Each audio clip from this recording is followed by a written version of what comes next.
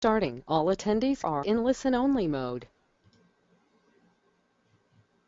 What is going on, gang? Welcome back to another bonus session, another Masterclass series session for the Smart Funnel Formula. Certainly want to welcome everybody back. I also want to welcome any and all of our special guests coming over from Rob's tribe.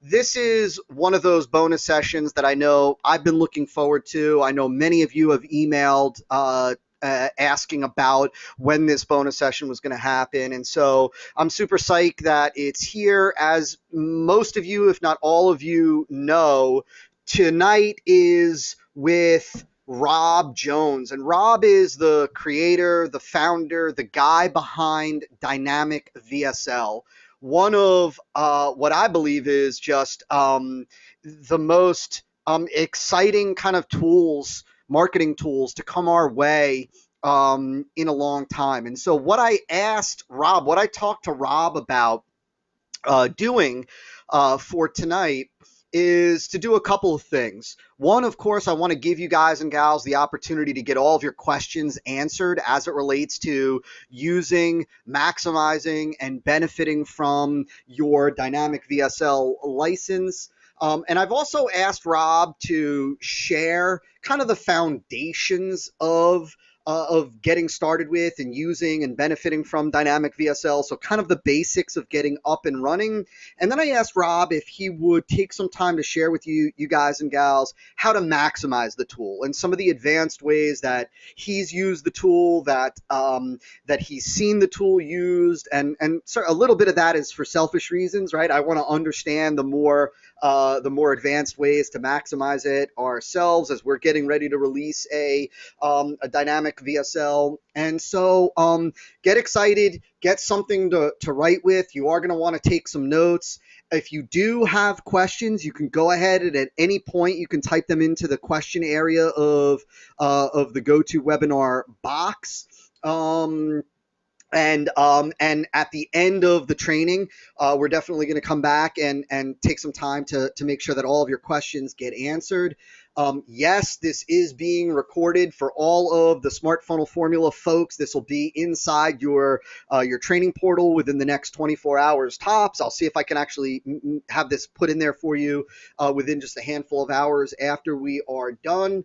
But with that being said, before I turn it over to Rob, can somebody just go ahead and let me know that the audio is coming through loud and clear and that you can hear everything A-okay, and then maybe we can do the same thing for Rob once he starts chatting. So awesome. So thank you, Matt.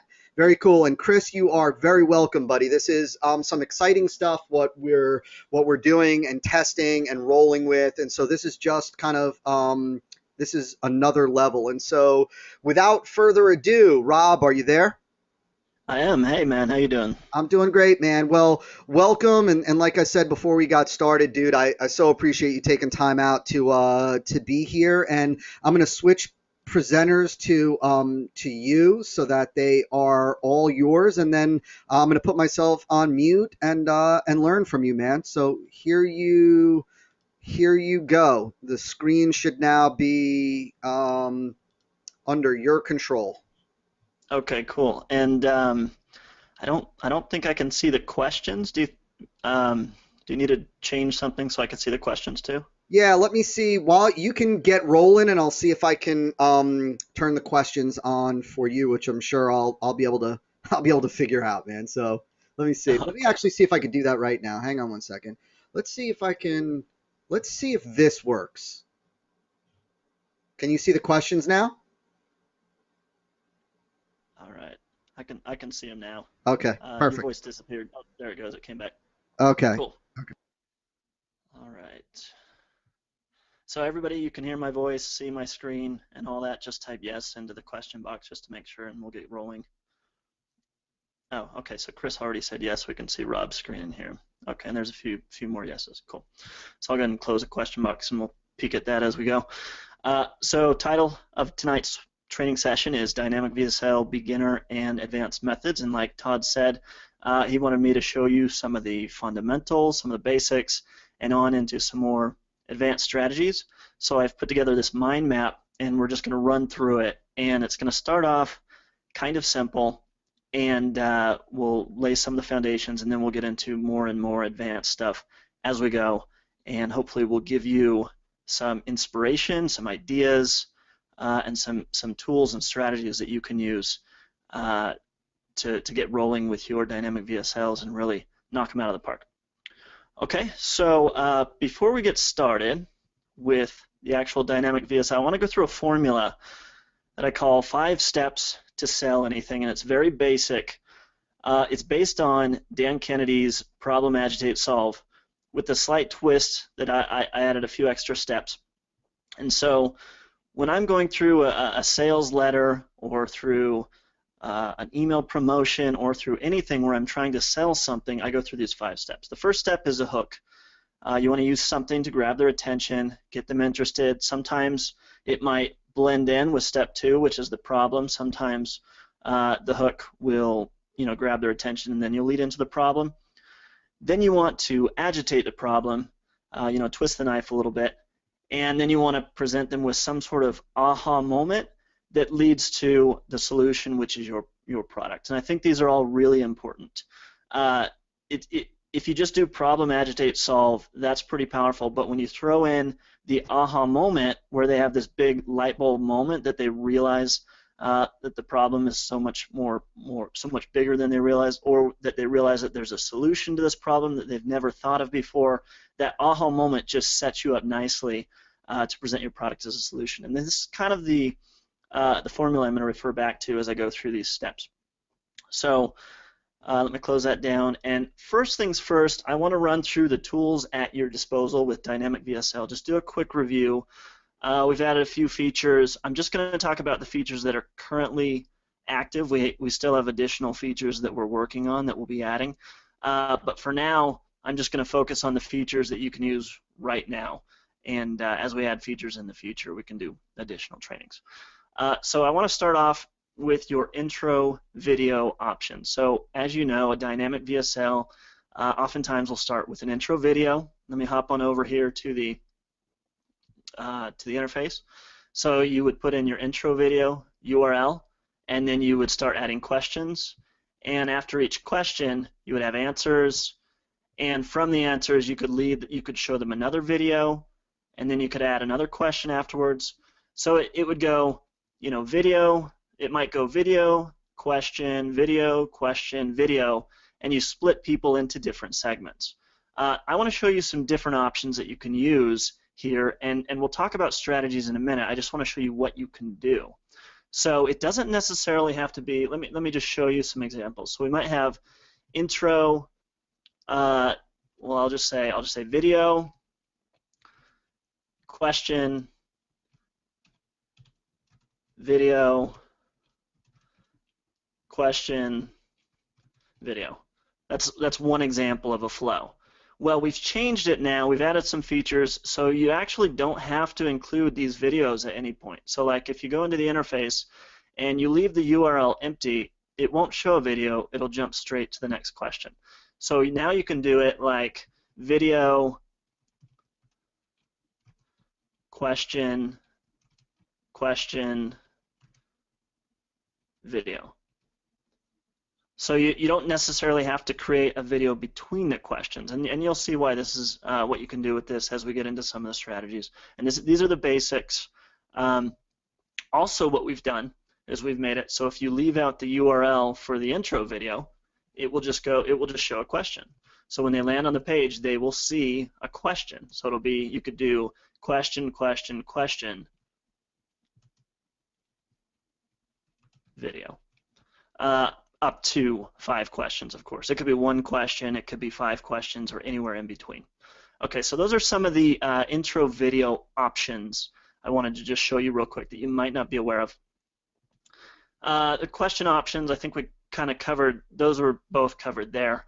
And then, of course, there's the segmenting where, if you have multiple questions, multiple answers, you can split people into a lot of different segments. So each segment will then split people into additional segments. So this should all be review. You understand the basic concept behind dynamic VSL. Like if you ask somebody, if you have an intro video and then you say, I'm going to show you this trick to lose weight, and then you ask them a question about their body type. You say, hey, are you a man or a woman? And they say man or woman. You've now split them into 2 segments. And then from each of those segments, you can ask additional questions, split them into additional segments. So that's pretty straightforward.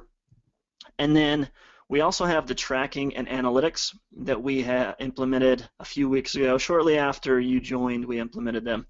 And what you can do with this is, let me jump on over into our demo and just show you real quick. We'll get into more details on what you can do with this. Here's a demo that we have in the members area that you can go click on. In your dashboard, you can click on the demo down at the bottom, and you can see this page and you can play around with it. So what you can do with the tracking is automatically you will get analytics data. So if you scroll down here, you see user analytics, their operating system, their browser, what kind of device they're on, where their location was, and this is just a demo. When you run traffic, this will be probably filled out a little fuller. This is just dummy data, just so you can play around and see how it works. And with each of this info, you will see how many what percentage of your visitors were on each browser, for example, what percentage of total that was, how many of those led to customers. You'll see the conversion rate from that segment. You will see the sales revenue that came from that segment, the average revenue per visitor or earnings per click, and the average dollar per customer. And these are all the stats that you want to look for as a product owner to know which segments are making you the most money, which ones aren't making you much money at all. Like in this example, Opera browser is not making us any money, but the Firefox browser is making us $56 per customer. However, they're only making us $1.27 per visitor, so it's taking a lot of, maybe we have a low conversion rate but a high dollar value per customer, so we need to work on the front end, but our back end is doing really well. That kind of stuff. And we can see that Chrome has the highest dollar per visitor, average dollar per customer is pretty good too. So you can dig into this data. This is automatically collected if you put the what's it called, the tracking pixel on your thank you pages. So when you've got your dynamic VSL in your dashboard, when you go to publish it, it will show a tracking pixel. You copy that. Actually, first you put the name of each product. So you would have maybe front-end product, and the front-end product might be $47. So you would take that tracking pixel, copy it onto the first page they see after they buy the front-end product, and then you might have upsell 1, which maybe you're selling for $67. You grab your tracking pixel, put it onto the page they see immediately after buying upsell number 1, and so on and so forth through all of your upsells. And that will gather all of this data. So we've covered, let's see, we've covered analytics. We kind of went through some of the stuff. So what we gather automatically is the revenue that's generated. You'll see how many visitors, how many customers, how much revenue, the conversion rate, revenue per visitor, or EPC, and the average customer value. So if you compare that to how much it costs you to get a customer, then you can see what your profit is. Tracking IDs, I want to show you, this feature is pretty powerful. So what you can do is it uses the exact same setup as the Google Analytics tool. So I just Googled Google Analytics URL Builder. So here you would put your sales page. So you might have actually I think this is, let's see, they used to rank first. Apparently that's another website. So if you go and you find the Google URL Builder, I thought I was looking at the official one. It turns out I was on another page entirely. Okay, so here we go. So here they've changed this up a bit. It looks like recently. So I'll go back to the other one. That one was easier to use. They must have changed it very recently. So go find the Google URL Builder. And so what you have is your My Sales Page URL here. And then you have different things you could track: campaign source, campaign medium, campaign name. These are all the UTM variables in Google Analytics that you should be used to if you use Google Analytics. And if this is new to you, it should be pretty simple here. So campaign source might be Facebook. Campaign medium might be newsfeed ads. Your name might be, I don't know, you know, my product campaign, whatever your campaign name is. And then maybe your term is, I don't know, the interest that you're targeting on Facebook. You might say, likes, I don't know, internet marketing. And your content, you could tag it with the different ads that you have. So for example, you might say, this is my weird trick ad.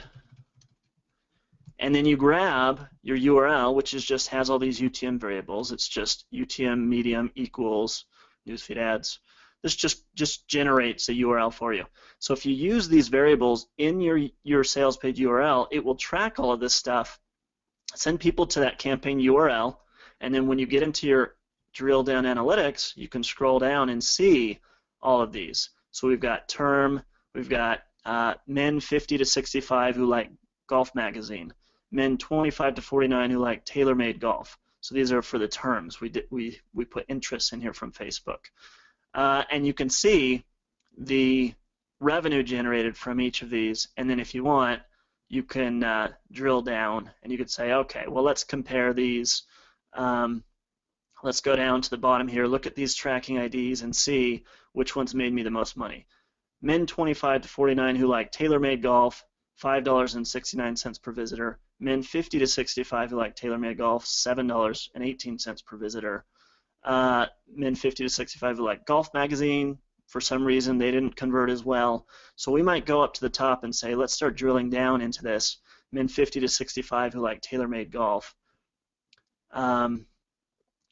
Let's check those only. Let's click this only link and we'll recalculate. We have 451 per visitor for all of our traffic, but if we targeted only the men 40 to 65 who like TaylorMade golf, and I'll give it a minute to process. The internet's a little slower when we're on a webinar.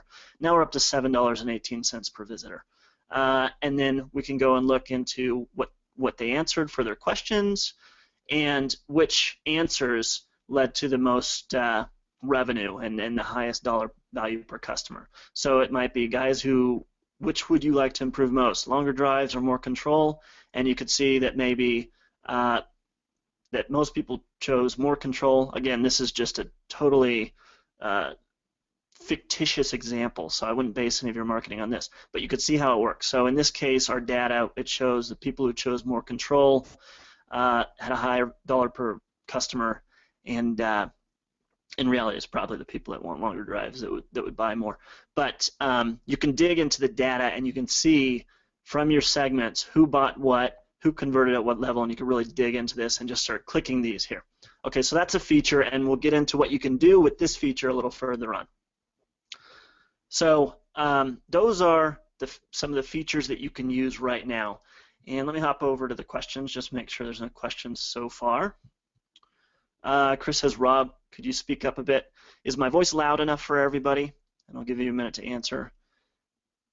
Matt says, what's the link to that URL tool? Just type in Google URL Builder or Campaign Builder. Google has one. That one was, I think it said Raven Tools. I'm not sure. Okay, everybody else says my voice is loud enough, so maybe you need to turn up your speakers or get a headset. Okay, so let's continue onward. Those are some of the tools that you can use. Now let's talk about some more strategy stuff.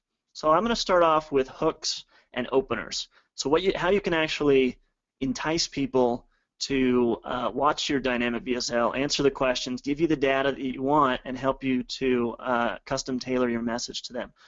Just different things that you can use, different hooks and opener strategies. So here's a few. First of all, before we get into the other ones, I want to just mention having no opener. So having no intro video, I call this a question gate. And what people would see when they come to your page is they would see maybe your headline and then just a question and a couple of choices that they could ask. So I want to mention this first because oftentimes this is the simplest way when you're getting started. Maybe you already have a VSL and you don't know how to get started, you're not sure what strategy to take. You can just create a dynamic VSL, don't add any intro video, don't add any videos between the questions, just go straight into the questions, ask them a couple questions, that'll split them into the different segments, and then show everybody the exact same video. I'm jumping ahead, that's my lazy man's approach, but that's what you can do when you're starting out if you want to just take what you already have and see which segments are your most valuable segments, and you can get the analytics data, you can get the tracking IDs, and you get all that stuff. So that's a good start. But a few other hooks and openers you can use. The one weird trick angle has worked for years and years and years, and it will continue to work for years and years and years because of human psychology. I'm sure all of you have seen, you know, the one weird trick of a flat belly ads all over the place. This stuff works. It's just the way our mind works. It's hard not to click on this stuff. So you might say one weird trick of a flat belly, like they use on all of the weight loss ads, one weird trick to boost testosterone, a weird trick to remove dark spots, 3 health foods you should avoid, and then here are some that are kind of along the same lines, even though they don't say weird trick. How an Idaho mom makes $8,000 a month. You want to know the trick. It's implied. How people are paying less than $24 for a Michael Kors bag. These are some that I've just found out on the internet that have been particularly successful. And the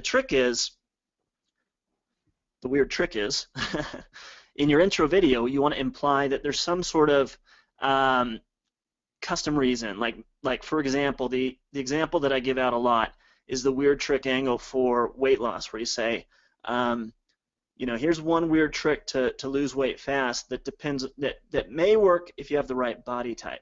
And so you want to give them a reason why you're asking questions. So you're asking these questions in order to determine how the weird trick will work for them. So you have to come up with some sort of reason why they should answer the questions and some sort of benefit to them, some sort of custom benefit. I like to call it a custom carrot. When they land on the page, you start broad with your hook, and then you give them a reason, a customized reason why. If they answer it, they can get a custom benefit just for them, and that's immediately going to have a higher perceived value than just one-size-fits-all kind of thing. Okay, does that make sense? Let me open the question box and glance and see if there's any questions. Okay. So Dave says, I've heard people don't always answer multiple choice questions as honestly as open questions. What's your take on this? Obviously, it depends. I mean, if you're asking a very personal question, people are going to be more hesitant. But I like to use what I call micro commitments. What a lot of people call micro commitments. Start off with the small questions first, the things that people are not hesitant to answer. Are you a man or a woman? Or, you know, are you interested in making more money online? You know, very basic stuff that is just simple yes or no questions, just to kind of get them comfortable with answering questions before you ask more personal stuff and the more important stuff that you really want to know the answers to. I mean, it's the reason why surveys work better for generating leads in a lot of cases than just sending someone straight to an email opt-in. You know, those micro commitments, asking them a few small questions first, you can get them to build up to what you really want to know. So I would say I agree with what you mentioned there, but there are ways around it if you're clever. So that's how I would approach it. All right, back to the presentation. So that's the one weird trick angle.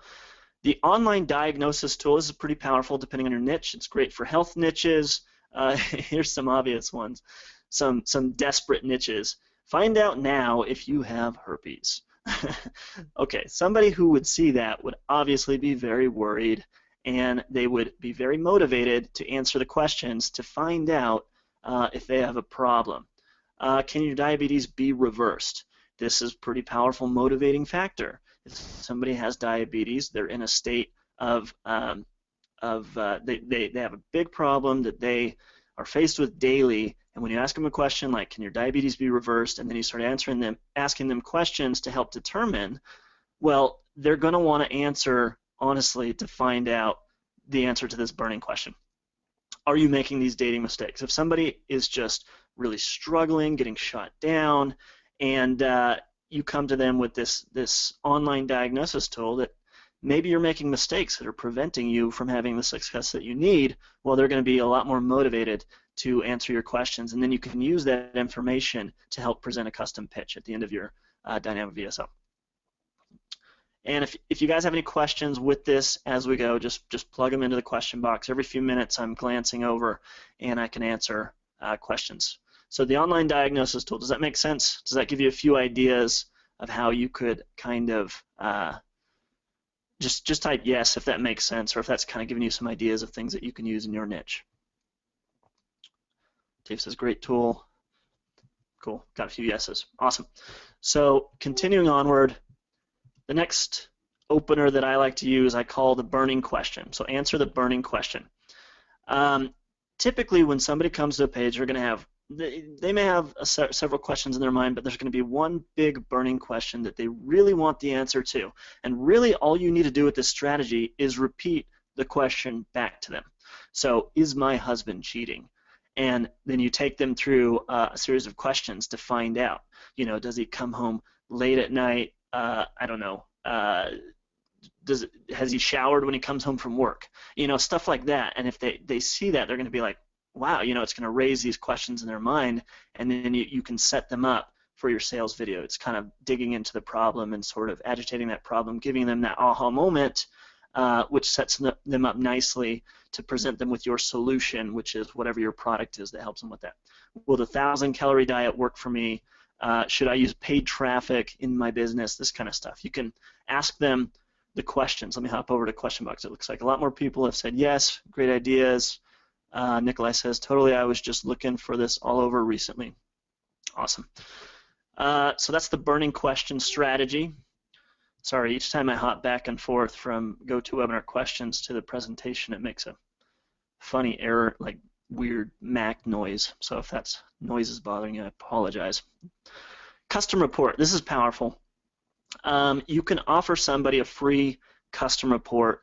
Here's a few examples. Get your free perfect career report. You know, if somebody is at a job that they hate, and maybe you can say, you know, maybe you're at the wrong job. Take our perfect career test to determine, you know, what the right career for you is, and we'll give you a free report, that kind of stuff. Or get your free online golf swing analysis, and you can ask them questions about their grip, ask them questions about, you know, different things that they do, and then you could give them an analysis and show them a few tips on how they can immediately improve it, and then say, you know, if you like that, you think that's powerful, you know, why don't you get our course or whatever. Set them up. There's a lot of different ways you could present a custom report. If you can tell somebody something about themselves, give them an aha moment about themselves, first of all, it's their favorite topic. Everybody's favorite topic is themselves. So you're talking about them, and then you're presenting them a custom report that gives them some insight into themselves, and then you offer them some sort of product to take it even further. That is like catnip for a hungry niche. So that's the custom report opener. Okay, so let's hop on over to test your knowledge. This is a fun one. So some ways I use this on a site called Test Your Marketing Instincts, and what I did was I asked people questions from split tests. I wanted to say, you know, test your marketing instincts, see what you would have chosen, and then people could go through the questionnaire and they could guess at which test, which version in the split test would win. And at the end, what I was selling was a product that was helping people to be better at split testing, because what generally happens is people's marketing instincts are super wrong most of the time, because best practices often don't work. And so what I did intentionally was I picked out examples where the split test came up with surprising results, like examples where social proof lost out, or examples where you know, common beliefs in internet marketing that you think this is what you're supposed to do because all the gurus say that you're supposed to do this.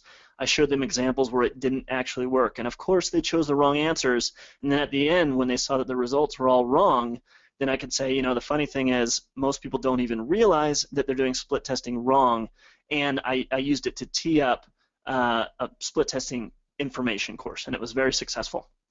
Here's another example. Take the dating test.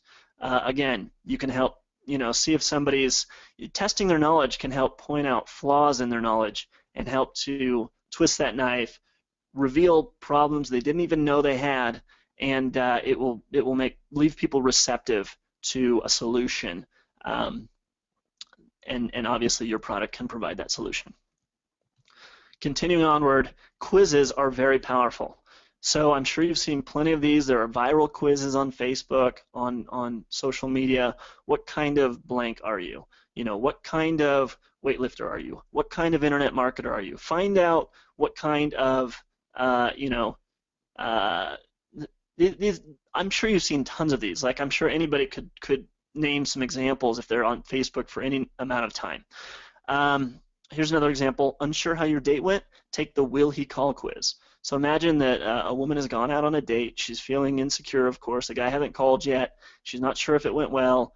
And then she sees this. Of course, this is going to be like catnip to her. She's going to click that so easily. She's going to go through and it'll make it easy for you to twist the knife, agitate the problem, and then help her have an aha moment, and then present your product as a solution to her problem that maybe will help her get more dates and get her dates to go better and connect with guys better and that kind of stuff. What's really powerful about this, what you see a lot, and one strategy that you can use, is often these quizzes really have one embedded question that matters. Like I saw one, it was asking like what kind of, what would be the perfect job for you? And you went through and it asks all these personality questions. What's your favorite color? Just random questions that really have nothing to do with it. And I noticed there was one question in there, because I've been doing quizzes and questionnaires and surveys for years, and I look and I analyze when I see these things, their approach that they're taking, and then I'll go through it 5 or 6 or 10 times to try and reverse engineer what they're doing. And a lot of times what they do is they will have one question that's the question that determines their social identity. This is like the question that actually asks something that matters. And because they're so used to answering questions, they've answered all these questions that are simple questions that are non-invasive, and then there's one question that will identify some sort of social identity factor. Again, these often tap into social identity. Then it'll be like, oh, you should be a writer, or oh, you should be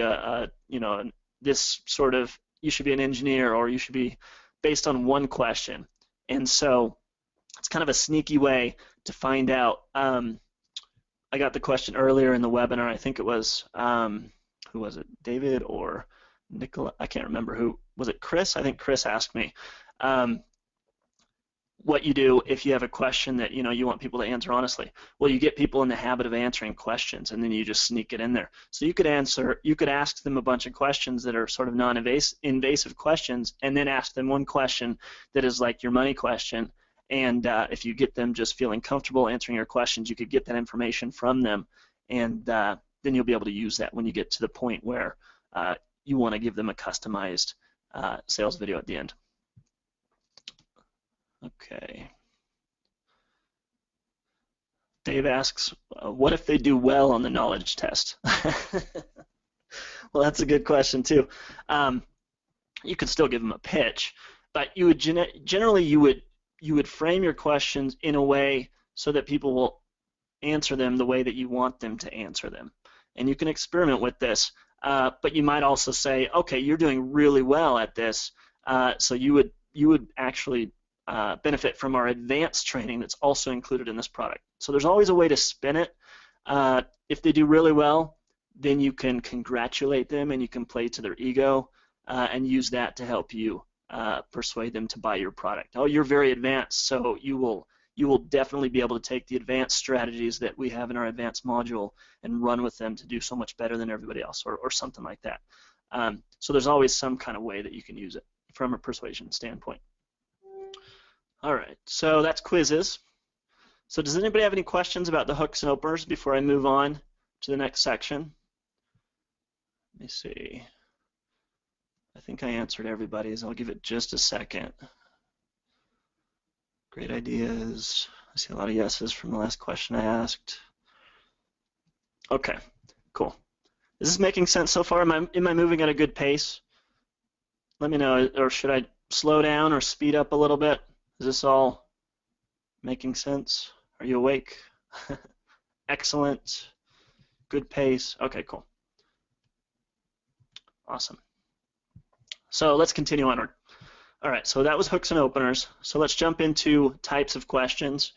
So there's a concept called micro commitments, and I've been studying this for years. I got my start doing just straight out surveys for lead generation. I did it in SEO, and I was able to get 46% opt-in rates on one website, where most people are getting 1 to 2% opt-in rates from SEO, and it's from the power of micro commitments.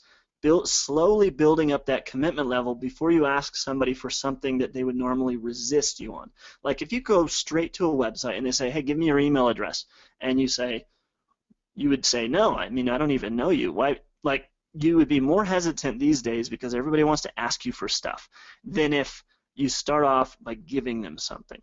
So if you can give them something first, it's a lot more powerful. So like on a sales video, you can start off with, some tips. You can start off with, nothing too demanding that they're going to resist, because people tend to resist when you try and take something from them. So that's the idea of micro commitments, slowly building up that commitment level to the point where when you actually ask them for something, they're so committed already that it's an easier yes. So there's give versus take questions. So when you ask a question that's very personal, it can feel like why is he asking me this? He doesn't need to know this, and it can turn people off. And then there are give questions where when they hear the question and they realize that you're asking them that question in order to give them something, like if I say there's this weight loss trick that works really well if you have the right body type. Now let's see if you have the right body type first, and then I'll show you how it works for your body type. Are you a man or a woman? Well, they hear that and they don't think, oh, he's trying to get my gender so he can market to me. They think, oh, well, naturally a man or a woman would have different body types, so I'm going to give him this information because it will help him provide me with a customized solution. Does that make sense? So give versus take questions. When you're asking more give questions, even if it is a question that you're gathering data from, if you can position it in a way where people feel like they're getting something by answering the question for you, like they're going to benefit more by answering the question, then that's really powerful. Okay, cool. So does that make sense? And I'll show you some strategies that you can use here as we go. If you have any questions about that, just plug them in the question box right now. Otherwise, I'll go ahead and move on. There's always a little delay in the questions. So, okay, cool. Sounds like this is making sense. We got some good answers. Okay, cool. All right, so let's move on to the next section. Some tricks and some persuasion strategies that you can use.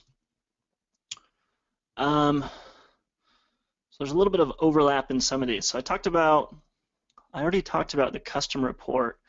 There's something called a mock custom report that's a pretty powerful strategy when you're just starting out.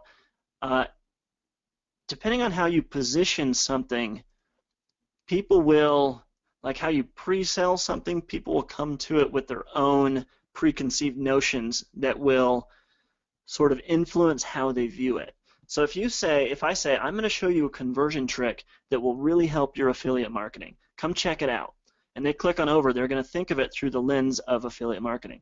And then if I say to some other groups, I say, I'm going to show you a conversion trick that's going to really help you sell more products. Click over here to check it out. And they come over and they see a video talking about a conversion trick. Well, then they're going to see it through that lens. So you can show people the same content, but depending on the way that you pre-sold it, that you pre-framed it, they're going to view it differently.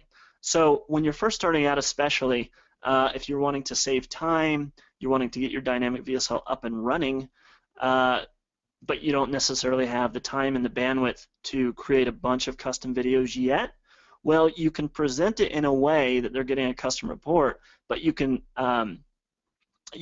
make it so that your custom report applies to everybody, and then pre-frame it through the different segments, so then when they get to that part, they will think of it through their segment. Does that make sense? So you might have a custom report that's talking about how to lose weight, and you ask people some questions to split them into segments, and because you're asking them the questions, they're going to feel like this is a custom report just for them. And this might not work in the internet marketing niche because people typically reverse engineer what's going on and they're all doing marketing stuff. But in niches other than internet marketing, it works great because people typically won't go back and say, hang on, let me take this again and answer the other questions and see, what the answer would be for them, and did you give me the wrong answer, and this kind of stuff. So it works best in non-internet marketing niches, but this can be very powerful when you're starting out, just to find out which segments are the ones that convert well, the best, which ones aren't doing so well, which ones could use some improvement, and it can save you some time and energy. I talked about this strategy already with the test your marketing instincts section, the quiz where I showed them split testing results and after they guessed which one would be the winner. If you can prove to them that they have a problem, then you don't have to tell them they have a problem. They will convince themselves. So they could go through your test, and when they realize that they got the answers wrong, then it's like they have this aha moment, and they come to the decision themselves that they need your product or that they have a problem. And then you can immediately present them with your solution. So that's pretty powerful.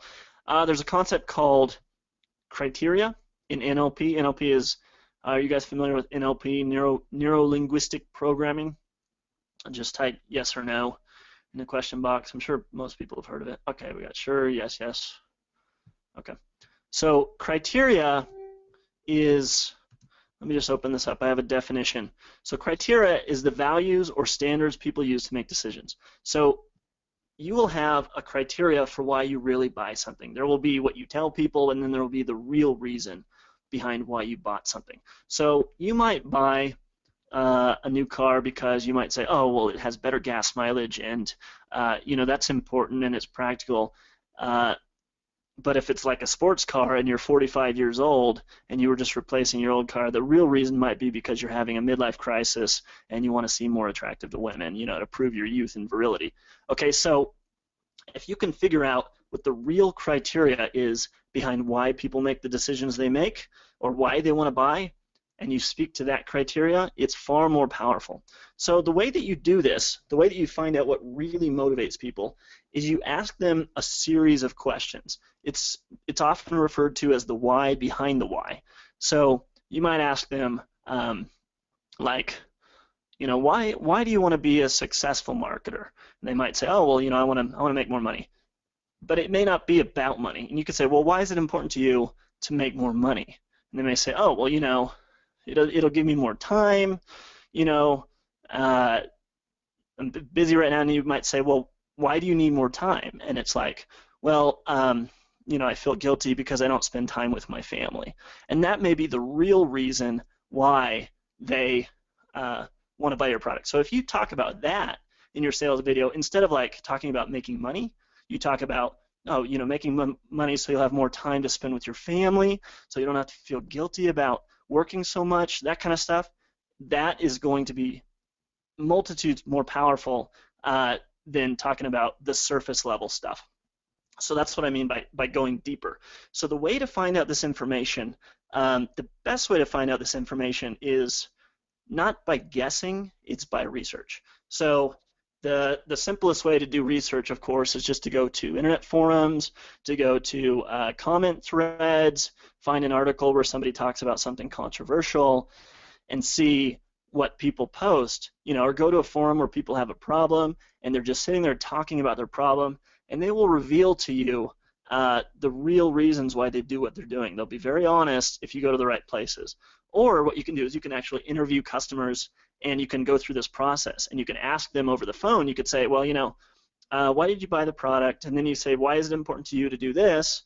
And then you validate, okay, yeah, I see why that's important. And why would that be important to you? And you can just actually question them, and they will tell you. And the way that you know when you've hit the real reason why they're doing what they're doing is because they won't have an answer. They'll basically just repeat to you their last answer. They may reword it, because once you get to that core reason, they don't have any deeper to go. They're just going to kind of spit out the same answer.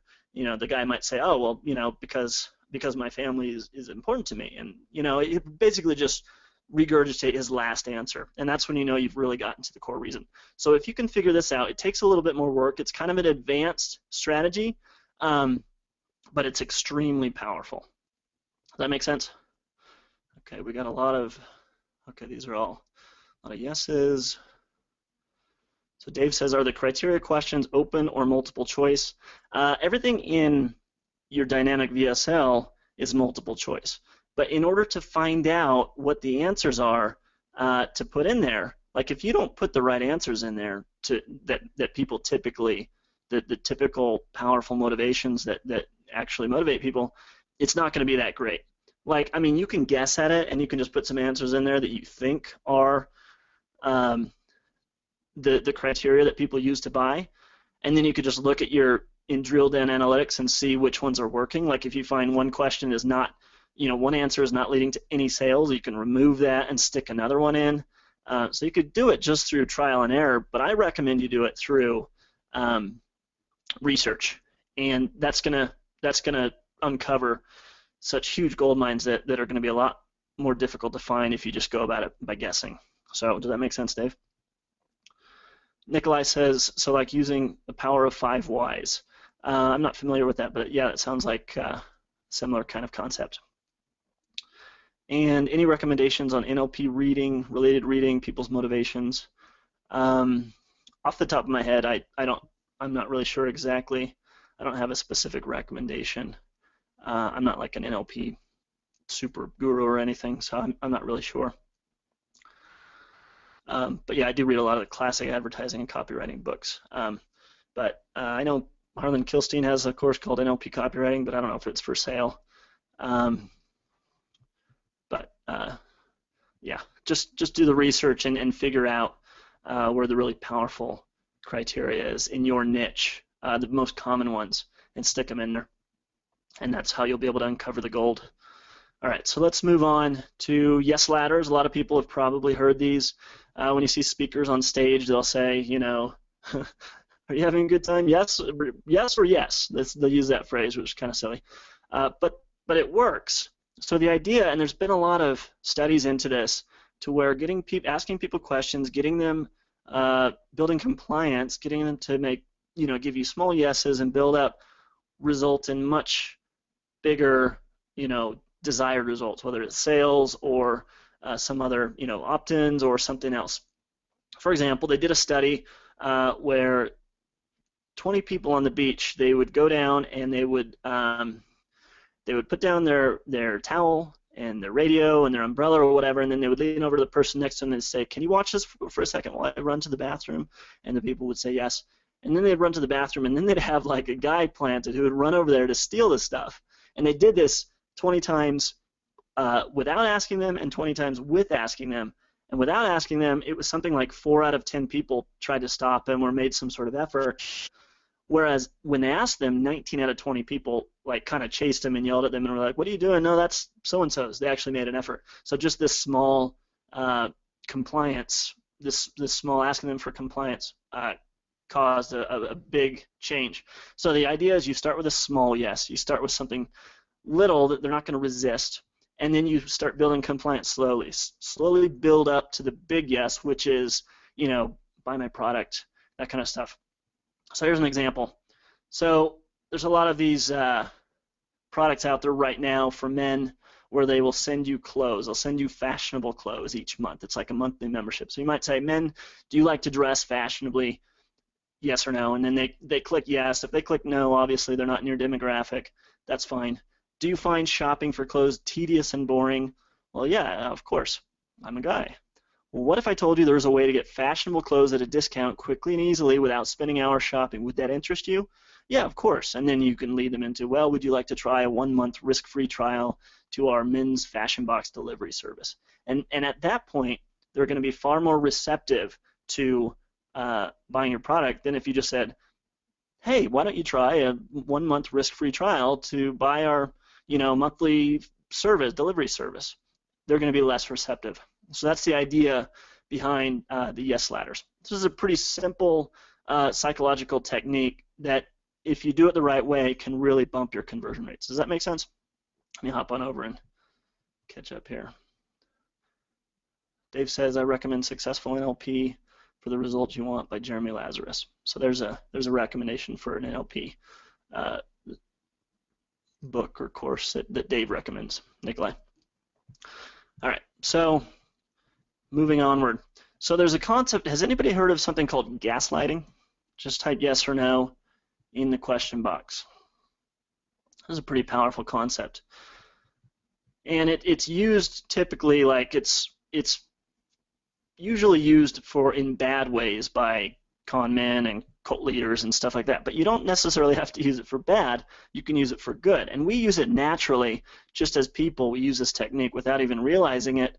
But if you can understand how it works and you can use it in your dynamic sales process, then it's really powerful. So the idea behind it is that we want our prospects to change. Okay, we want them to change their beliefs, maybe their limiting beliefs or their opinions that stand in the way of buying our product, and we want, in order to drive them to take action. But the problem is that people resist change. If you tell somebody to change, they definitely will not. Okay, you can bet your money that they're probably not going to want to change. People hate change, especially if you're pushing them to change. But the caveat is, unless it's their decision. So if they can come to the decision to change for themselves, then that's powerful. And so if you can sort of help them to come to the decision, but in a way that they make the decision themselves rather than you just telling them to make the decision, then that's when it becomes very powerful, and your sales can really spike. So the key to this, to making this work right, is if you can cause them to raise doubts in their current position, then they're going to be open and receptive to change. So I've got some techniques for doing this.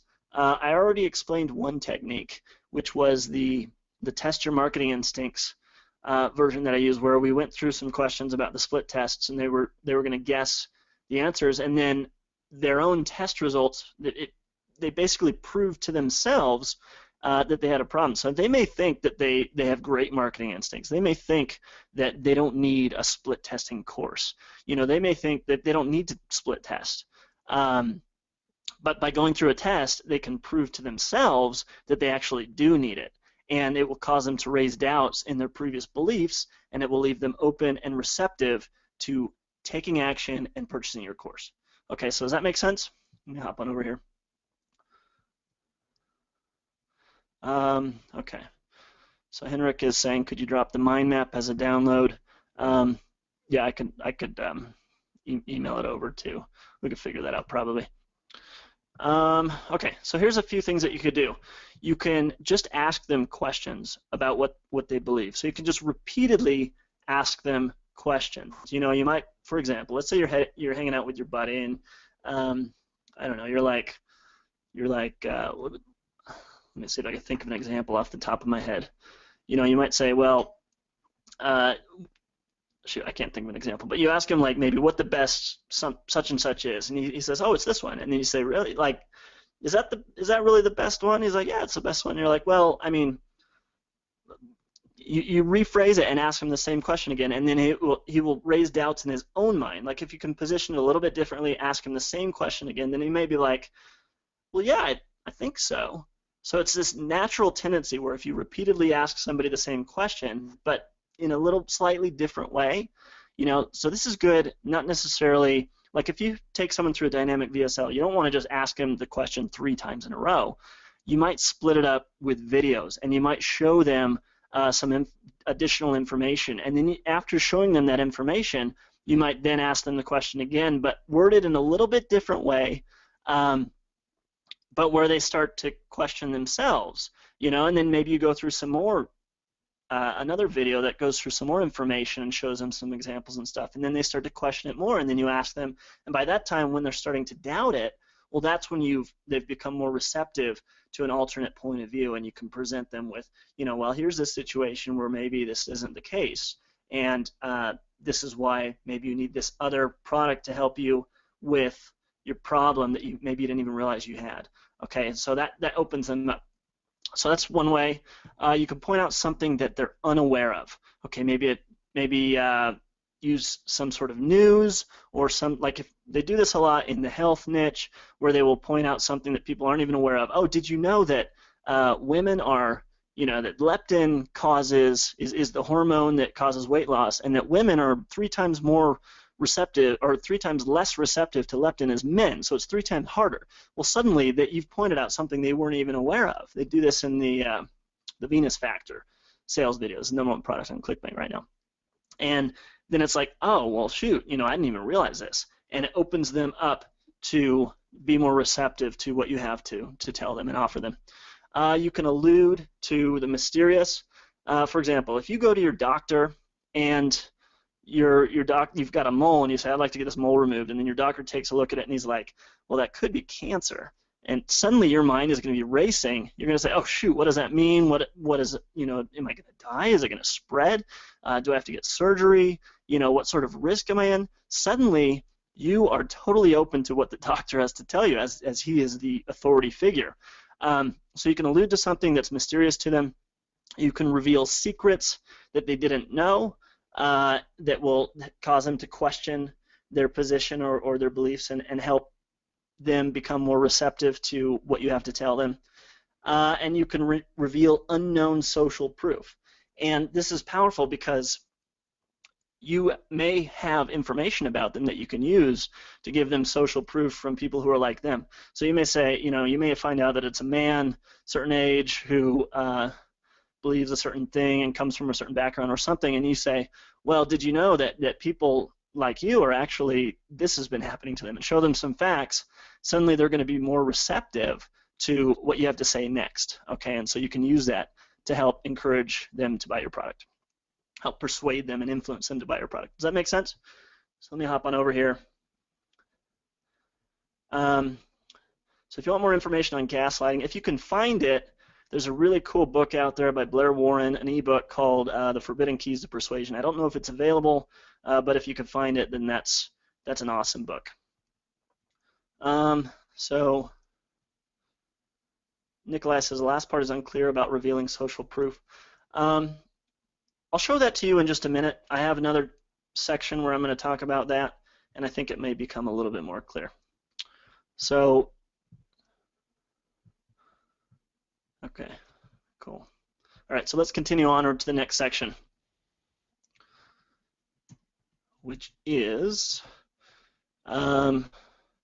converting cold traffic. On the customization section, we talk about social proof. But right now I want to talk to you about a killer strategy for converting cold traffic, selling your product to cold traffic effectively.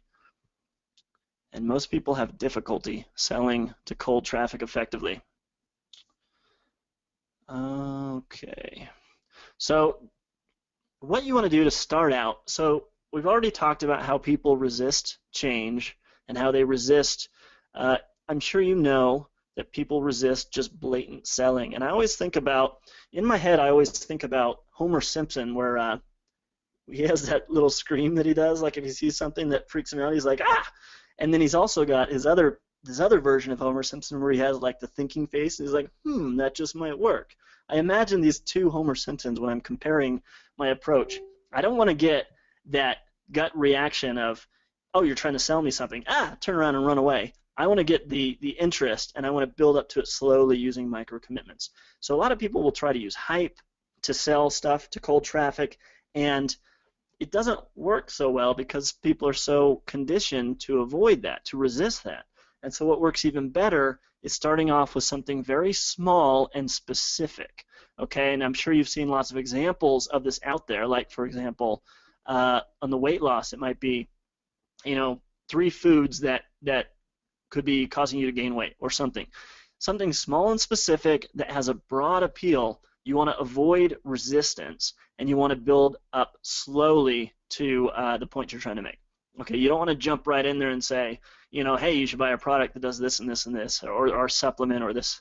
You want to start off with something small and specific. You might say, like for example, if I was trying to sell you my product, I might say, one weird trick for converting cold traffic. And you land on the page, and I could talk about the small and specific example, and then I can say, now depending on how you're using this, what niche you're in, whether you're selling products or you're an affiliate, it'll work a little bit differently. So let me ask you, and there's a way that you can multiply the effectiveness of this, and I'll show you how that works, but let me ask you a few questions first. And so you've already seeded them with this small and specific thing that's kind of gotten them hooked, and then you're hanging a carrot out there of something bigger. So they're already hooked by this small and specific thing, and then you're hanging out a bigger carrot. Then they answer your questions. Okay, so this is where the segmenting comes in. Once they're segmented into different groups, that's the point where you can jump into a sales video where you make a big, bold promise. Whereas if you just start off with a big, bold promise, that may work with targeted traffic. That may work with, warm, pre-sold affiliate traffic, people that are already deep into your niche, that are used to buying stuff, or they're coming from a trusted source. That may work. But you have to build up to it when you're working with cold traffic. So by starting off with small and specific, think of it like your intro video is almost like your native ad. So if you've seen native ads, somebody will click on a native ad, they'll come over to a pre-sale article that's really like starting off with the problem, kind of digging into the problem, but it's something small, something specific and believable, and it gets them hooked and before they ever send them over to the sales video. If you think of it like that, where you start off with the intro video is just something small, and you teach them something small and specific and believable that doesn't cause their resistance barriers to shoot up, slowly build up with micro commitments to that point, go through the questions, and segment them into the different groups, and then you can make a custom big promise. So the people that are, the men with this sort of body type or whatever that are looking for this kind of goal, you can make a big promise that would appeal to them. Okay, you could go on the beach, get your six-pack abs, and then the women that are overweight, that are just trying to lose some weight so that they can feel better about themselves, or not trying to get the bikini body or anything like that. You could say, you can make a big promise about how, you can lose pounds with I don't know. I'm not in the weight loss niche, so this is probably a bad example. But lose the pounds without struggling, without while still eating the foods that you crave, and so your clothes fit better and all this stuff, and make a promise that's perfect for them. And then once you've got that there, they're segmented down into groups, and then you can just knock it home. So that's an example for you. Does that make sense? So small and specific is the key. You want to start off with a small and specific hook, not a big, bold promise. And then you want to build up to the big, bold promise, but you only want to make the big, bold promise after you've segmented them into different groups. And then that big, bold promise should be custom tailored to each segment. And then at that point, it's real easy to knock it home because you've split them into these really targeted groups. And at that point, you can use this specific language for each group that makes sense to them. That makes sense? Let me hop on over there. So just type a yes in the question box if that makes sense. Give it a moment. Dave says perfect. Henrik says yes. Nikolai says yes. Okay, lots of yeses. Cool. Again, if you have any questions, just type them on in there. I'm going to continue onward to the next section, which is customization. So let's talk about types of customization that you can use throughout your dynamic VSL and your smart funnels as well. So we've got personalization. This is powerful. Any kind of personalization is going to raise response. We've got and if you have any questions about these, if I don't explain them well enough, just go ahead and ask. Market awareness. This is a concept that is in breakthrough advertising. It's talked about a lot. To an aware market, you're going to sell differently than you are to a less aware market. So if somebody's already familiar with your product, with your solution, or with your type of product, you can jump right into some specific marketing. If they're not aware of your product, you're going to have to back it off a bit. So by finding out their level of market awareness, you can meet them where they are. Limiting beliefs. Different people will have different limiting beliefs. If I'm selling a business opportunity to people in their 60s with a 401k that's worth over $1 million, they're going to have different limiting beliefs to a 25-year-old who doesn't have a college degree who's working at McDonald's. Okay, so you're going to have to speak to them differently depending on their limiting beliefs. So if you can determine their limiting beliefs by the questions you ask, then that's pretty powerful. Different people have different biases. Okay, right now it's really controversial. People are talking about the Confederate flag because there was a shooting by a kid, who was a white kid with the Confederate flag on his shirt, and he went into a black church, and there was a horrible shooting. And so now that people are arguing about biases, and some people are talking about how the flag does represent, racism and slavery, and some are talking about how it's, states' rights, and it's just a symbol of the South. Well, it's very controversial. And if you're talking to those two different groups, obviously you're going to speak to them differently because they have totally different biases.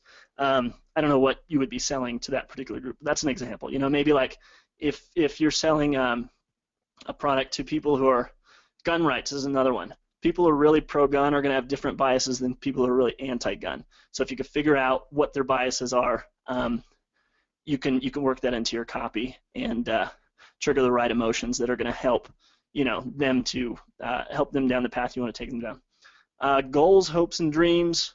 Depending on what somebody's hopes and dreams are, you're going to speak to them in terms of their hopes and dreams and their goals.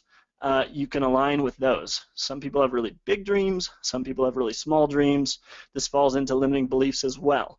Okay, so if I walk up to a guy who is, who doesn't believe that he can make $100,000 a month, I'm not going to offer that as a carrot. He won't believe you. He'll just leave. But somebody who's, I don't know, who's done a product launch that did $1 million, right? But he hasn't been able to make paid traffic work, and you say, you can make $100,000 a month with paid traffic consistently. Well, then they will believe that because they're already to a point where they've seen people doing it. If you know somebody's goals, hopes, and dreams, if you can reveal those by asking them questions about them in a way that doesn't scare them, you use these tactics to get these answers from them. It's very powerful. Same with obstacles and fears. If you know the specific things that people fear, the things that keep them up at night, if you know the biggest obstacles that are keeping them from achieving their goals, and you can speak to those and show them how your product addresses those, how you can relieve their fears and how you can remove the obstacles, they're all going to have different fears and different obstacles in their mind. So if you can identify those, it's going to make it that much easier to sell them your product. So let's jump down into the strategies that use all of these types. So a lot of these I've touched on, but we'll dig into them some more. So the big promise, I touched upon that in the cold traffic strategy. So the big promise is powerful in copywriting, and if you take any copywriting course, they'll talk about making a big promise. But if you can use the strategy like the cold traffic strategy, where you can segment people into different groups first, so you can make a customized big promise, it's going to be that much more powerful, and it's going to spike your sales that much higher. Proof is another one. So if you understand what people's limiting beliefs are, if you understand what their goals are, if you know what their hopes and dreams are, then you can align the proof with that. Like, for example, I was helping a friend. I was offering a testimonial for a product that I had used. I'd made some money with, and some people had made a ton of money with it. And so it was an infomercial, so they were afraid that they had too many big testimonials that people wouldn't believe, and they wanted more small ones because people just wouldn't believe it. That was an example. If you say to somebody who is 100 pounds overweight, get your beach body, get those six-pack abs, and here's some people who have gotten six-pack abs using our program. They're going to say, oh, that's BS. I don't believe that I can do that. But if you can align your proof with what they want to achieve, you could say, here's how you can lose 50 pounds in three months or something without exercise, just using the specific diet plan that we have. And here's somebody who was 100 pounds overweight and they achieved it. And your proof and your testimonials as well line up with their limiting beliefs, their biases, their situation, their goals, and their hopes and dreams. Then you're going to be able to close them that much easier. And if you've got them split up into different segments, and you know what their goals are, you know what they want to achieve, and you can make a promise that aligns with that, and you can show proof that aligns with that, testimonials that align with that, then it's just going to multiply the effectiveness. Endorsements are the same thing.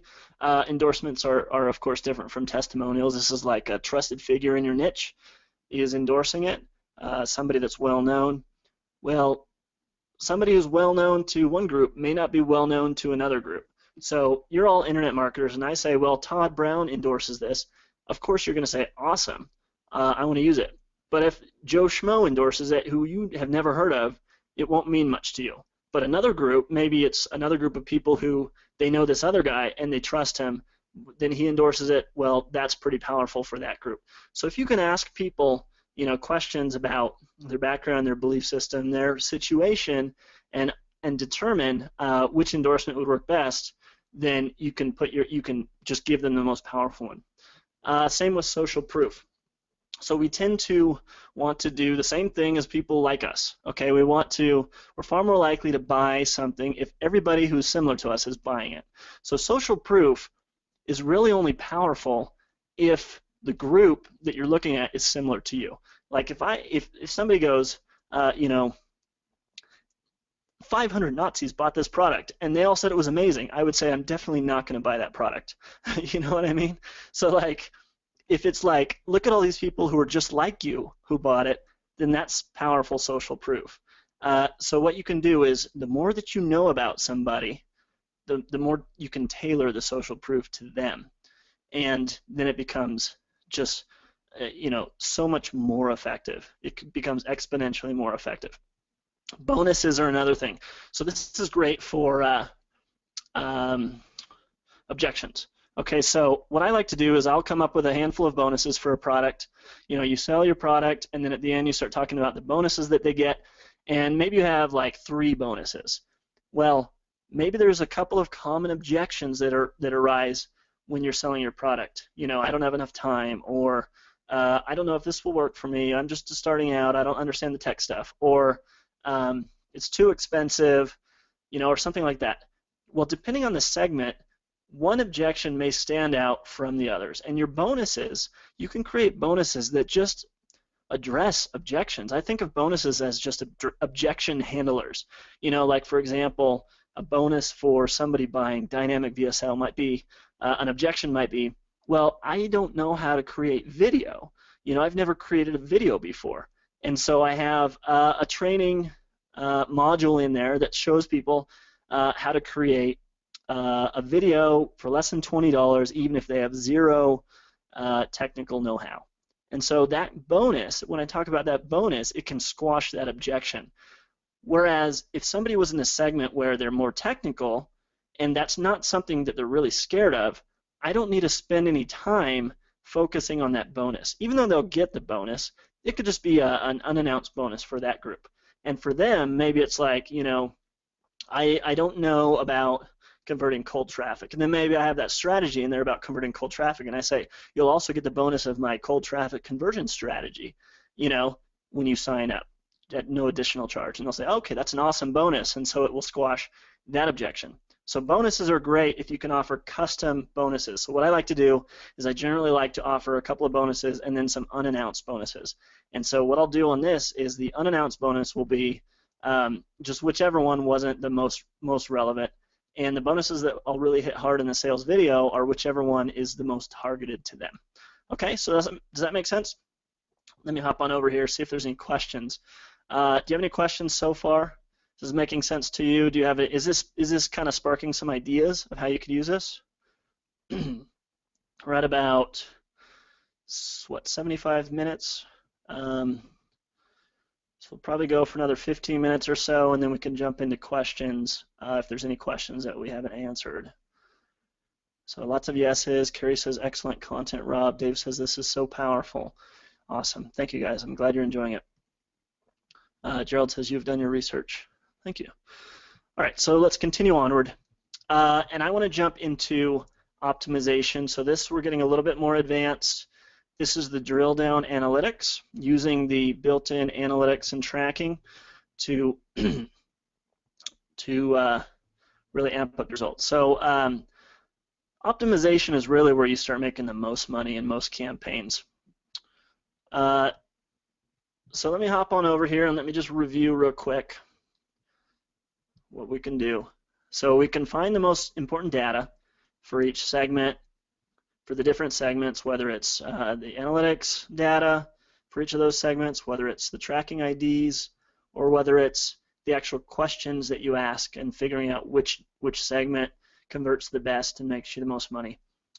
And so the lazy man's approach, which I kind of mentioned earlier, but I didn't get real deep into, here's basically how it works. So I'll review this again. So you start off with a question gate, and a question gate is no intro video. So you jump straight into the question. So maybe you might have, maybe your headline is really the thing that entices them. You know, so maybe your headline says, let's jump into our hooks and openers. So maybe it's like, can your diabetes be reversed? Question mark. That's your headline. Well, then if somebody lands on a page and it says, can your diabetes be reversed? Find out now. Use our online tool, find out now.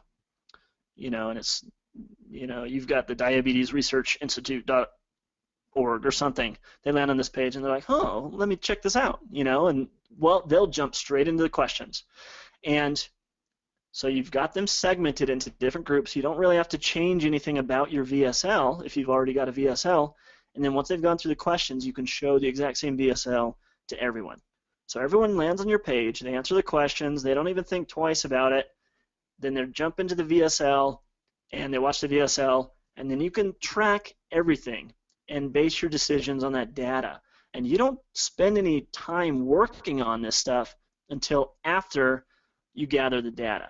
Okay, so you take the same traffic that you're getting, throw some questions at the beginning of your video, show them all the same VSL, and you track everything. So you go and you, when you have different traffic sources, you use the URL builder. You build a URL where you track the campaign source. You don't have to use all of these, but whichever ones make most sense to you. The different terms, whatever your ad content is, or maybe you might track different affiliates, or all this different stuff. You track as much as you can. Jump into here and then say, okay, maybe I'll find out that for men 50 to 65, it turns out that more of them want more control. But let's see, maybe men 25 to 49 is a little bit more different. So let's see what they want, and I'll give this a minute to load. And maybe the young guys, really what they want is longer drives. The older guys, they want more control. So if you found that out by the data, and again, I apologize, it takes a few moments to load here. When we're on GoToWebinar, the internet's a little slower. So here we got, yeah, so now they want longer drives. So you go, well, okay, when I'm advertising to a younger audience, I'm going to use ads that focus on longer drives. I don't really have to change my sales video, except, well, I could go to the video that is for the guys who are younger. I'm going to focus entirely on getting longer drives, and I'm not going to spend much time on more control. But for the guys who are older and they land on my page, the video that they see, I'm going to change it up a little bit to focus on more control. As well as the ads, I'm going to know that I can show ads to these young guys that are all about longer drives. And the older guys, I could show them ads that are all about more control. Okay, does that make sense? Pretty simple. Nicholas says very powerful. Carrie says hope you'll have a replay. Yeah, we should be able to have a replay. Nicholas says analytics is my biggest question. How do I get a 30,000 view of what converted? Okay, you're getting there. Okay, so that must have been before I started this. Hope it's getting clearer now. If you have any questions, go ahead and ask them. Dave says, let me read this real quick. Dave says, won't they wonder why they've asked specific questions after they see a generic VSL not based on their answers in the lazy approach? They don't know that it's a generic VSL. If you have a good VSL, hopefully it will appeal to them. It's not necessarily generic. There's a test, an experiment that they did called the tappers and the listeners. Okay, so they took two groups. They took groups of pairs of people. And they had one person, they told them to tap out common songs like Happy Birthday, the Star Spangled Banner, things that are very common for people in the test that they should know. And then the other group was the listeners. And so they listened to the tapping. So the person is like tapping out Happy Birthday. And if I tap out Happy Birthday, it's like that, right? If you didn't know I was tapping out Happy Birthday, you would have no clue. and they prove this, because the tappers, they would drive them nuts, because they'd be tapping and they'd tap louder and they'd be like, how do you not know that this is happy birthday? And the other guy's just like, I don't know, it just sounds like a bunch of tapping. And the idea is that once you know, it's impossible to imagine like not knowing. Okay, you can't imagine the tapping sounds without that information of the actual music behind it. Whereas the other guy who's listening, he doesn't hear the music behind it. So when people are going through your questions, right now you're asking that question, you're saying, how are they going to react when they see a generic VSL? They don't see it as a generic VSL. They see it as a video for them, okay? And the only reason you see it that way is because I already told you what's going on. So you're imagining it, and you're having a hard time saying, like, I can't imagine what it'd be like, you know, not knowing this.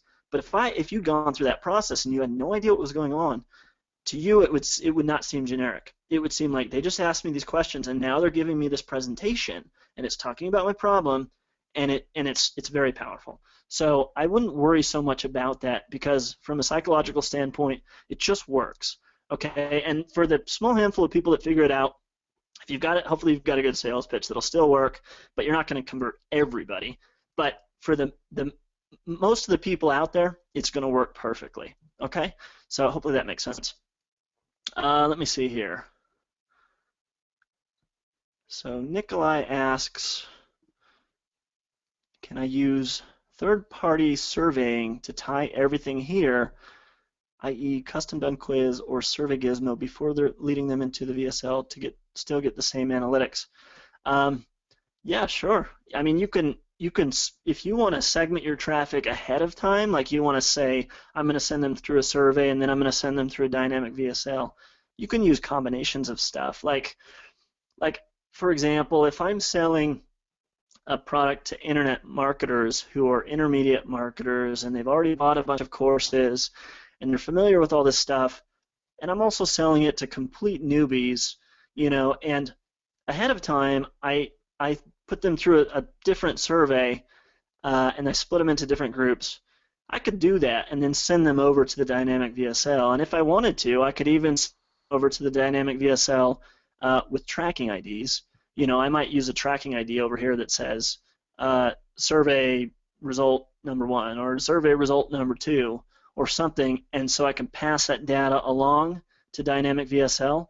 And if you decide that in your niche it's going to make more sense to ask them, you know, send them through a survey separate from a dynamic VSL and then send them over to here, then you can split up your questions or whatever. Maybe you want to use even more targeted questions on your dynamic VSL. Like once you know that they're, you know, maybe you want to use a real specific hook for one group, you can do that, and you can pass the data along from the source onto your dynamic VSL, if that makes sense. Hopefully that's clear the way I'm explaining it. But yeah, if you want to use a combination of stuff, then you can just pass the data into dynamic VSL using the tracking IDs, and those tracking IDs on this page you will see, they will show up, and then you could scroll down to there and you might say, okay, this group, right now it's showing just a handful of them because I have it filtered down, but like maybe here, maybe you have in this group, the first group, it converted this well, the second group, it converted this well. Does that make sense? Let me know if you have another question about that, Nikolai. If that didn't answer your question, just go ahead and plug it in. Okay, so that explains 100%. Can you show one demo how survey looks like before the? I don't use that approach, so I don't have an example. I just use. Maybe I'm not quite on. You're referring to a demo of a third-party survey tool? I don't. Yeah, you just have to experiment with that because I just do the. Okay, so good. If I'm not like understanding it clearly, just go ahead and maybe type in a little bit more just to. Or is there something that I missed? Or is that good?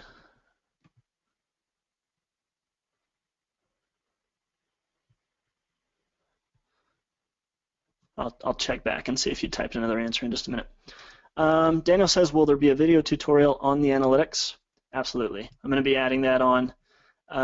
You say you jumped on late. Yeah, we talked about the analytics a little bit on, if you missed it, we talked about it on here, but I'm also going to add some more tutorials in the members area as we go. We've been focusing on adding features. Right now we're focusing on adding more mobile capabilities. Right now we show mobile traffic and alternate video. We've figured out a way to make the questions work on mobile, so we should be able to be rolling that out soon.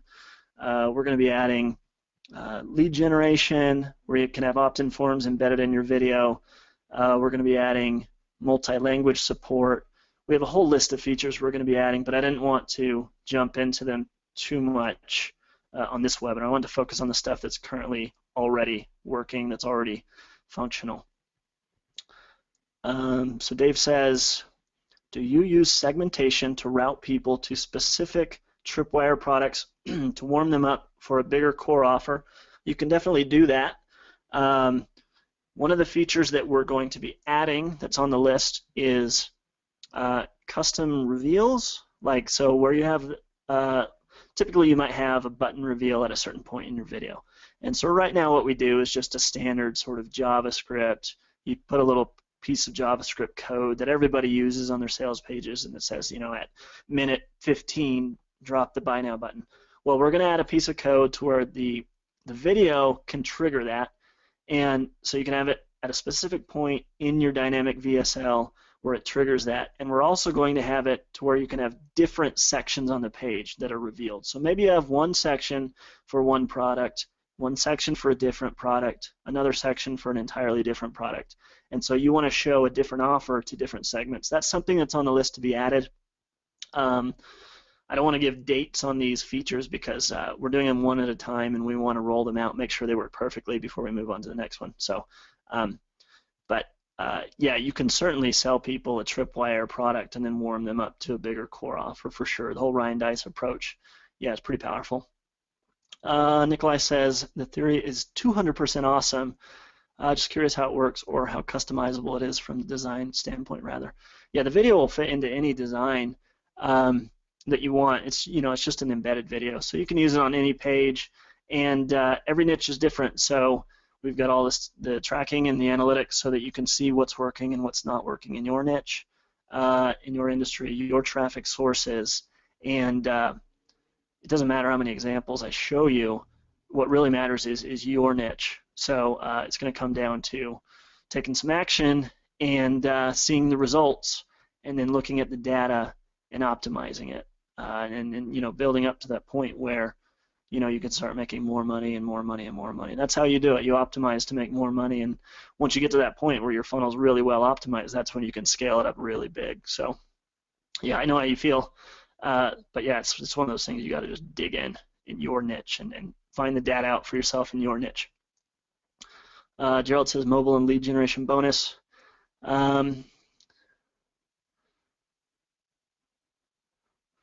If you have a video a tool that speeds up the video like my speed, the button is not in sync currently. Oh, right, yeah. Yeah, that's an interesting thing. I don't know if that's a huge portion of the market of people who speed up a video and then the buy now button is not synced up. But yeah, I don't know for sure. I guess we'd have to test that. It might, you know, if we have it triggered by the video when it reaches a certain point in the video and you're speeding it up with a tool, that yeah, that would overcome that. But we haven't tested it yet, so it may or may not solve that problem, and it may or may not be an issue. There may not be very many people who do that, but that's a good point. Kathy says, how does the tracking ID get generated? The tracking ID is in your URL. So if your sales page is, so let me show you. Tools at your disposal, tracking and analytics, tracking IDs. So let me give you some examples. So your sales page is HTTP, my sales page. So the way that they do it, and they've got a URL builder, so you could create different campaign URLs. You'll go down and you'll notice that they add a question mark at the end of a URL. And these are called, there's a lot of different names. This is just query string, or they call it just campaign variables. And so we follow the same format as Google. So you might say UTM, what do they say? UTM, let's say UTM content. So you're trying to test 3 different ads. So it might be like ad number 1, your link would be UTM content ad 1. So that's your campaign URL for your first ad. Let's copy that. For ad number 2, you would change that, ad 2. I mean, you don't have to just say ad 2. Maybe you might put something in there that somebody looks at the URL, they're not like, oh, they're testing ads, this is ad 1, or it may not matter. People may not read your URL at all. So what'll happen is, now that you have that little tracking ID in your URL, all you have to do is add that to your URL. Everything else is taken care of by the dynamic VSL code. You don't have to add any special code to your page. You just stick your video on the page, and this will work. So now, when you jump on over into Drill Down Analytics and you scroll down to the UTM, the content tracking ID, in one row it will say add 1. In the next row it will say add 2. And it will tell you how many visitors came from each ad, what their percentage was, and you'll see that in this little graph here. It will show you how many customers for each group. It will show you what the conversion rate was for each of them, so you could compare and say which ad is converting better, which traffic source is better. Is it this ad number 1 or ad number 2? It will show you the sales, average dollar per visitor, so revenue per visitor, and then the average, so the EPCs, and then the average dollar per customer. So you'll know the value of your customer. Does that make sense? Okay, so Nikolai said, yeah, absolutely. So his question was answered. Awesome, glad. And you keep hearing how awesome VSLs are on mobile these days. Yeah, they're great. VSLs are awesome, and we still show a standard VSL on mobile at the moment. So that's why we have the alternate mobile URL, because the problem before, and I haven't found anybody who was able to solve this problem, but we solved it. We're just working on a minor responsiveness issue. Right now what happens is when you're on mobile, it's a real minor thing, but the video, when it gets squished down to a smaller width, it's too tall. So like a rectangle video might look kind of squarish on a device. It still works. You push play, it closes down, and it shows the questions. You push the button, and then it starts another video, and it's pretty seamless there. But the sort of responsiveness on the page, we're kind of tweaking that to make it perfect. Once that's done, we'll release it. There's a thing with iPhones where the autoplay was not working correctly, and we figured that out.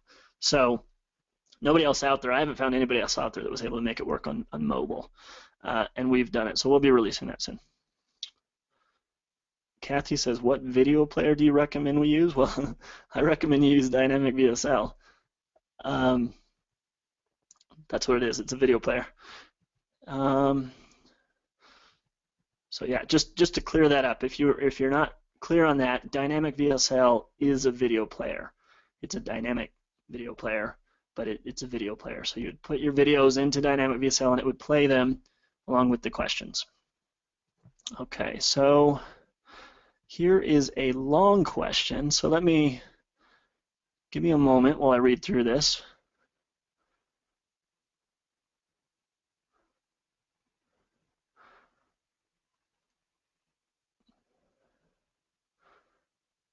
I'm not familiar with that.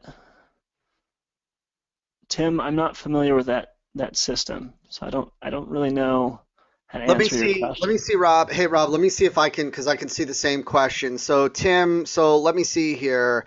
So, Rob, what Tim is talking about is the other application that we bundled in with the Smart Funnel Formula. And so I just want to understand Tim's question. So Dynamic VSL allows you to show dynamic content to match your market, and so does Visitor Logic Pro in its own way. When you use both systems on a website, can you think of a way to have them working together to increase conversions? For example, in time management, how would you deal with a question that segments a question like, do you procrastinate? So I'm not sure if this is exactly what you're asking, Tim, but I would look at Visitor Logic Pro and Dynamic VSL as two tools to display dynamic content, but in different areas of a funnel or your marketing process. So while Dynamic VSL allows you to do just that, create dynamic VSLs,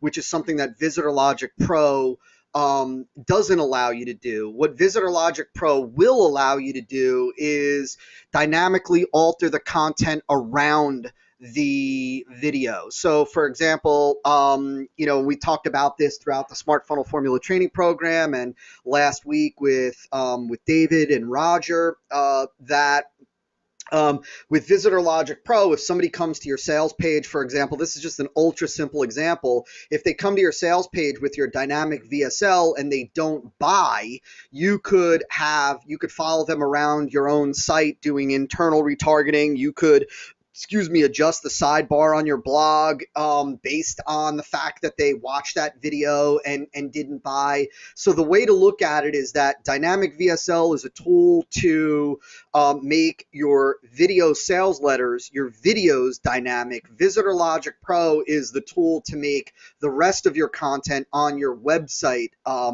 dynamic. And so hopefully that helps. So I have something to add there. So knowing now what it does, there's actually, and I'll just let you in on this. This is something I haven't shared yet.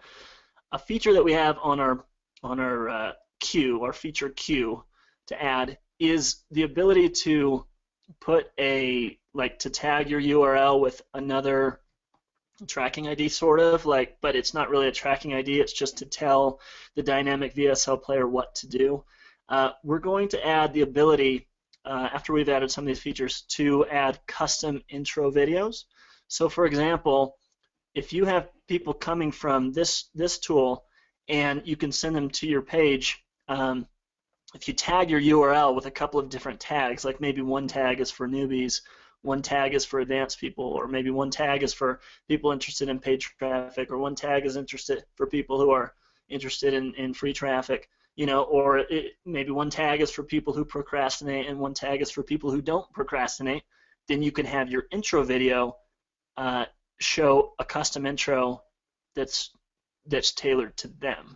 So instead of just having one intro for everybody, you'll be able to have multiple traffic sources. And a lot of times, split testing just the first 15 slides of your sales video will show you how to boost your response. It will give you a massive boost in your response over testing anything else. Testing your headline and maybe the first 15 slides of your video. But if you can take those first 15 slides and customize them to the different groups, like if you're customizing the rest of the page, you might as well, there may be some cases where customizing that first little 30-second intro could give you a big boost. But that's down the road. But that reminded me of that. We have a big list of features we want to add as we go. I don't put all of them out there because I don't want people tend to, when they hear about a feature that they really want, if it's like number 5 in the queue and we're not ready to do it yet, I don't want to get people's hopes up before we start it. But I'll just let you know about that one. That sounds like it'll work really well with that other feature as well. But we do have a lot more questions. Kathy also asked, is it a WordPress plugin? No, Dynamic VSL is not. It's just an embedded video player. It works a lot like you would embed YouTube videos. So when you go in, and I'll jump on over here, it sounds like you haven't really dug into it that much yet, but once you've created it, you get an embed code right here. And it looks very similar to how an embed code looks on YouTube. You can choose some options, autoplay, and you'll see that it changes autoplay equals true. This is just to help you configure it. You can select the size, and now it's width, height. Take that iframe code, copy and paste it onto your site, just like you would with a YouTube video, whether you're on a WordPress site or whether you're on an HTML site or PHP or any other sort of, anywhere that you can embed a YouTube video, you can embed a dynamic VSL. So let's see. So Chris is asking about, says something about I tried using CDN hosted videos in dynamic VSL and it didn't load. In order to play a video, it has to be able to play in a browser. So chances are, if you take your video and you go to Firefox or Chrome, and you take your URL for your video and you paste it in the browser and click enter, if it plays, it will play on Dynamic VSL. If it doesn't play, then you've got a problem with your video. Okay, you've got a problem with your permissions, or you got a problem with something on your end needs to be fixed. And if you can't figure it out, shoot a support ticket to support@dynamicvsl.com, and we will walk you through it. And if there's some weird situation that for some reason it's not working, we'll get it figured out. Like, for example, there's a weird thing where videos hosted on Amazon S3 don't play in Internet Explorer specific versions if you don't get the meta type set correctly to MP4 video. And I don't know why Internet Explorer always has weird things going on, but when people upload their videos to Amazon S3 the wrong way, it doesn't automatically set the MIME type to video. So that's, in certain cases, people are like, it won't play on Internet Explorer. So they contacted me, and I said, well, yeah, it's because you didn't upload it to Amazon S3 correctly. And we've got a tutorial video in the members area that shows the correct way to do it. But yeah, if you run into an issue, just shoot us a support ticket, and we'll get it figured out. My programmer is a pretty smart guy. If I don't know how to do it, I will pass it along to him, and he'll figure it out. But yeah, just shoot it over, Chris, and we'll figure out what's going on. Okay, so here's another question. Let me read through this. It's kind of, oops, it's kind of long, so give me a moment. So it says, so analytics is based on a sales page URL. So if I'm testing 2 sales pages, I will be working with 2 campaigns in my analytics panel. The analytics is not based on the sales page. Well, I mean, it's partially based. The analytics is based on, like when I hear analytics, I think the operating system, the browser, the device, the location. That's all not based on the URL. The tracking IDs are based on the URL. You could have your dynamic VSL embedded in 2 different sales pages, and if you use the same tracking IDs, the same tracking ID data will show up. But if you're split testing 2 different sales page URLs, then you want to stick that in your tracking ID. So you might say campaign name, or or pick one of these tracking IDs that makes sense in your situation. And one might say version 1, sales page version 1. One might say sales page version 2. So it's sort of based on the URL, but the part of the URL that it's based on is the tracking IDs. So whatever pages you're sending them to, you just want to make sure that those pages have in the tracking IDs that they're tracking what you want to track. Hopefully that makes sense. I'm trying to say it as simply as possible. But yeah, you could, if they're both the same campaign, you can put them in the same campaign. But if you want them to be recorded as different campaigns, then use 2 separate campaign tracking IDs in there, and it will show up however you want to do it. You just choose. So if that didn't answer that, then go ahead and plug a follow-up question in. So let's see. Let's keep on going down. So Tim says, bingo, you nailed it. Thanks. Awesome. So cool. Nikolai says the custom intro is awesome. It will allow passing stuff like age and other variables into the intro, laser customizing it. That's great. Yeah, I like to add features that are simple, but that allow you a lot of power. I don't usually add a whole ton of done-for-you stuff or super specialized stuff. I'd rather add features that allow you to be creative. And any piece of software that I come out with, I'd rather have like a little bit of a workaround that allows you a ton of creativity than some feature that's super specialized that some people will use but nobody else will use, that will confuse people because they look at it and they're like, well, what is this? And then you end up with this feature bloat. So what I try to do is I add stuff that adds a ton of flexibility and doesn't add confusion. So yeah, this is one that I think is going to be really killer and can result in a huge return for people who use it. Chris says, thanks for the clarification. Nikolai says, yeah, that makes sense. It's clear now. Okay, so I think I've hit the end of the questions. So what we'll do is maybe give it a few minutes. If you guys have any last-minute questions, we've We've been on here for about an hour and 45 minutes, so that's pretty good. Yeah, that's awesome, man. I'm gonna jump in, Rob, and just say that. So, if anybody has any final questions for Rob that you really want answered, just go ahead and very quickly put it into the to the GoToWebinar box.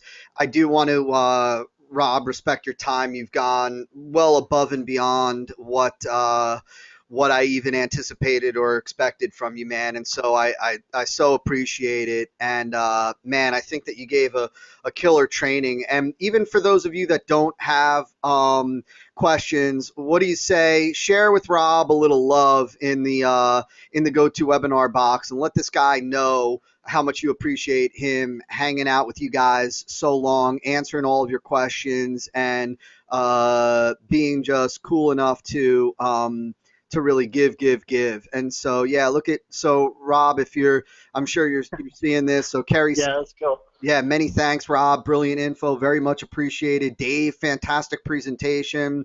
And so Daniel said, like a boss, thank you. Mark, awesome webinar, thanks, Rob. Henrik, this was awesome, man. Kathy, thanks so much for the info. Gerald, awesome presentation and product. Douglas said, can't wait to try this all out. Thanks a million. And yeah, and so again, man, I am so grateful, dude, that we were able to make this happen. First and foremost, in terms of me being able to buy a license for my folks, and you being willing to come on here, man, and just share your expertise and your knowledge. And so, yeah, dude, thank you so much. Yeah, absolutely. And I even had to kind of whittle it down. There's a lot of stuff I could have gone into, and I was just trying to figure out the most, the simplest, uh, most straightforward things that people could use right away. But I could probably talk about this for hours and hours because this is a real passion of mine. I know you can, man. I could tell, and I was smiling here as I was watching the entire training and learning myself, man. Just seeing and hearing the passion, and I know, man, you were just scratching the surface. And so, who knows? Maybe we'll certainly. I would love to get you, on in a future training for everybody. But that is all she wrote, gang, for today. If you missed the first part of the training, it'll be put up within 24 hours tops inside the Smart Funnel Formula training portal. I so hope that each of you guys takes what it is that you learned from Rob and what it is that you learned today, and you put it into action, and then share with me and share with Rob the metrics, the success. It would be awesome to get a whole bunch of case studies and success stories from you guys and gals. And if there's any group that can do it and will do it, it's you guys and gals. And so, thanks again, Rob, and thank you everybody for being on tonight. And so, take care, everybody, and we'll talk soon. Good night. Thanks.